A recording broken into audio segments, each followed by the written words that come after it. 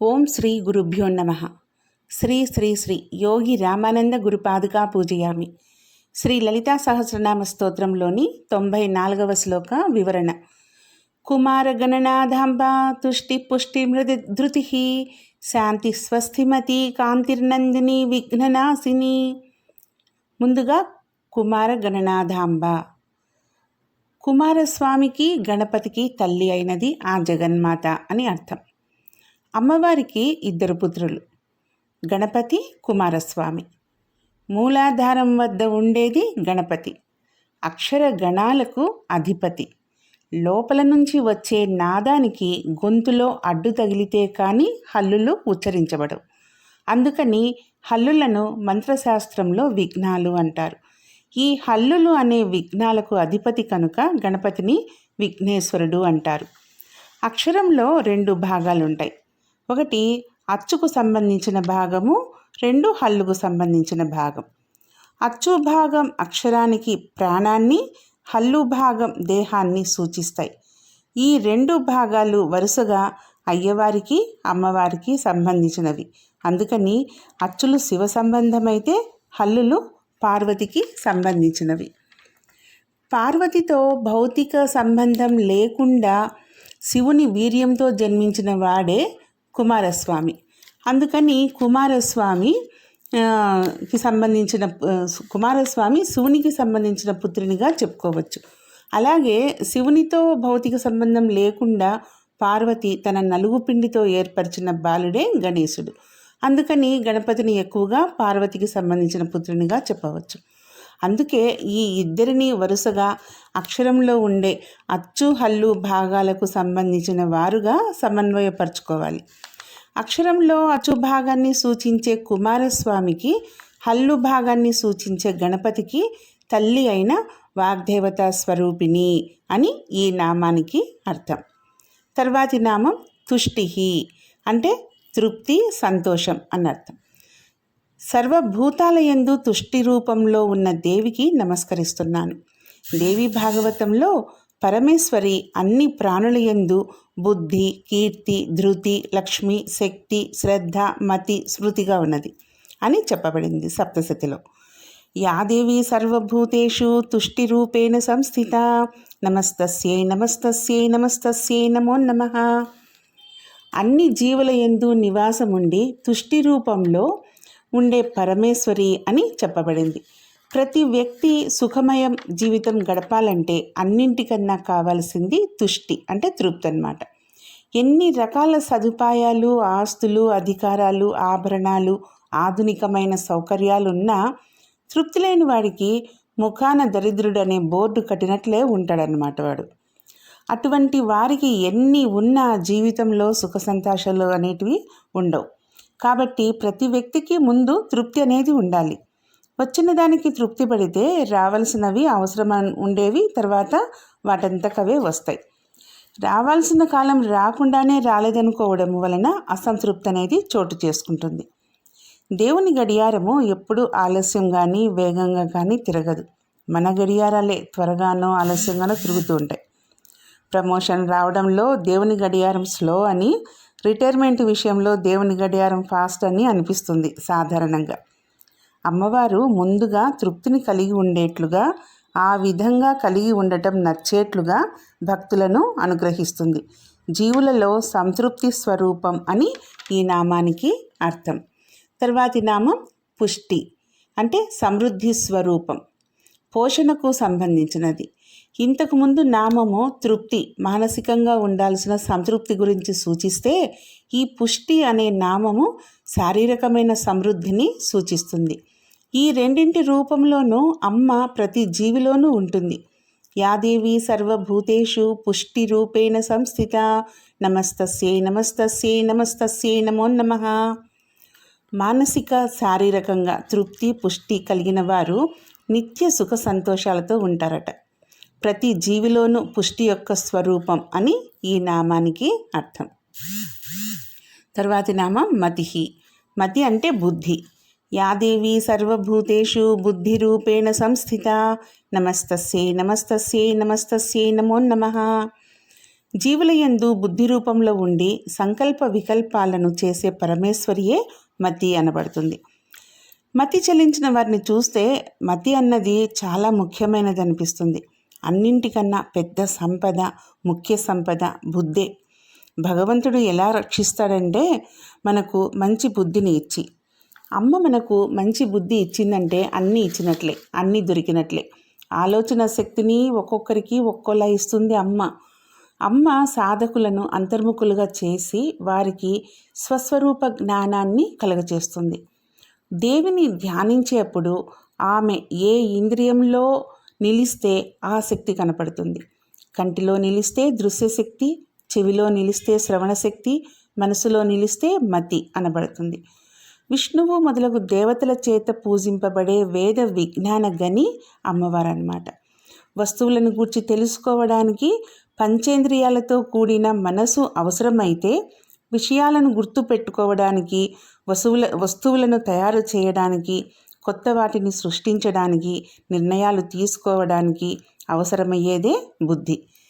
వ్యక్తులలో బుద్ధి రూపంలో ఉండు అమ్మవారిని మతిహి అంటారు. తర్వాతి నామము ధృతిహి అంటే ధైర్యం.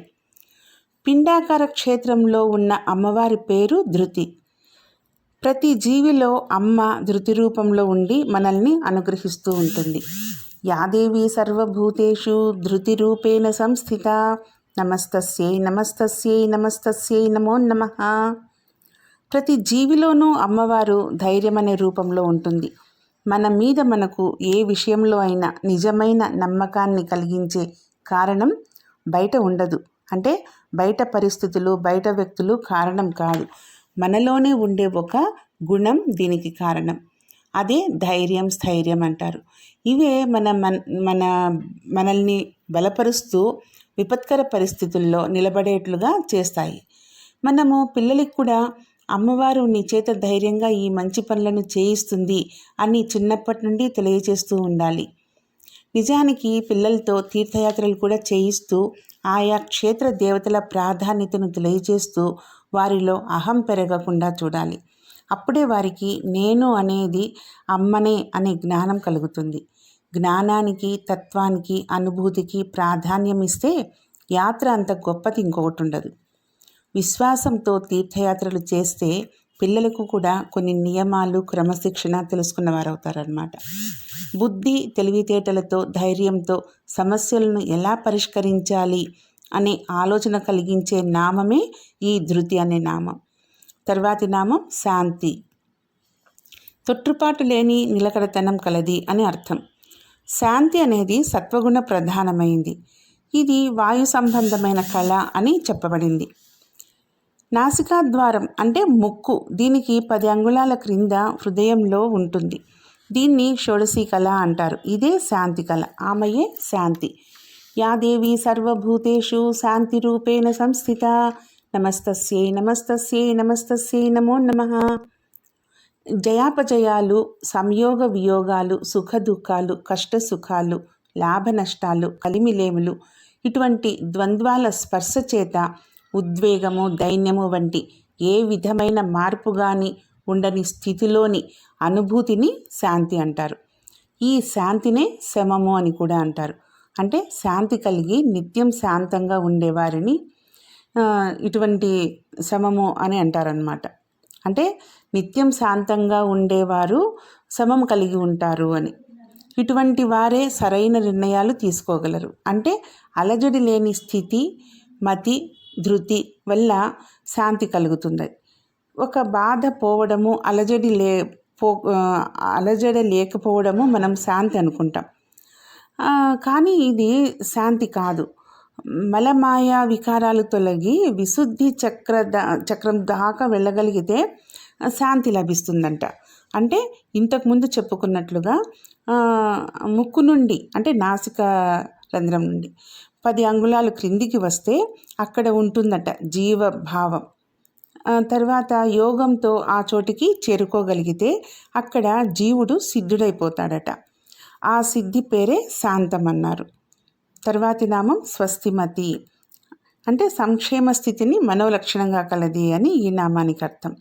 స్వస్తి, స్వభ, నమః, స్వాహ ఇటువంటి పేర్లు కొన్ని ప్రత్యేక సందర్భాల్లో ఉపయోగించవలసిన పదాలు. మానవులకు కావలసింది సంక్షేమం, దీన్నే స్వస్తి అంటారు. అందుకే భారతీయులు, శ్రోత్రియులు ముందుగా స్వస్తి పదంతోనే శుభలేఖ వ్రాయడము ప్రారంభిస్తారు. భారతీయులంటే వెలుగును, సంక్షేమాన్ని, జ్ఞానాన్ని కోరేవారని అర్థం. మానవులకు స్వస్తి అయితే పితృదేవతలకు స్వధా అని చెప్తారు, దేవతలకు నమః అని చెప్తారు. అట్లే అగ్నిలో హోమద్రవ్యాన్ని సమర్పిస్తున్నప్పుడు అగ్నిదేవుణ్ణి ఉద్దేశించి చెప్పే స్వాగత వచనము స్వాహ, అంటే సరైన దారి అని అర్థం. స్వస్తి అంటే ఆశీస్సు, క్షేమము, నిష్పాపము, పుణ్యము, మంగళం అని అర్థం. కాబట్టి పరమేశ్వరి మంగళకారిణి, స్వస్తిమతి అనబడుతుంది. సకల ప్రపంచానికి క్షేమం చేకూర్చేది. కంటికి కనిపించకపోయినా దేన్నైతే గ్రహించగలుగుతున్నామో అదే స్వస్తిమతి.